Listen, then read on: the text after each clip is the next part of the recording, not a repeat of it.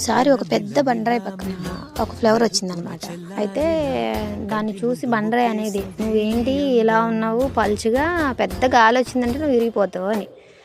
కావచ్చు, కానీ నేను ఇంకా వికసిస్తాను అని. ఋతువులు మారాయి, వర్షాలు బాగా గట్టి కొట్టేసాయి, ఎండలు బాగా మండిపోయాయి. రాయి అలానే ఉంది, బలంగా నిశ్శబ్దంగా అనుభూతి లేకుండా. ప్రతి రాత్రి పువ్వు వాడిపోతుంది, అయినప్పటికీ ప్రతి ఉదయం మళ్ళీ వికసిస్తుంది. ఒకసారి ఏమైందంటే, ఇలా దారి వెంట ఒక వ్యక్తి వెళ్తూ తనకు నచ్చింది ఆ ఫ్లవర్, నచ్చి తను కోసేసుకొని లైక్ చేశాడు. సో తను లైక్ చేసి తీసుకెళ్ళాడు, తన వెంట తీసుకెళ్ళాడు. మరి బండరాయి ఏమో ఉంటుంది, అక్కడే ఉంది, ఎక్కడికి వెళ్ళిద్ది, దాన్ని ఎవరు తీసుకోరు కదా.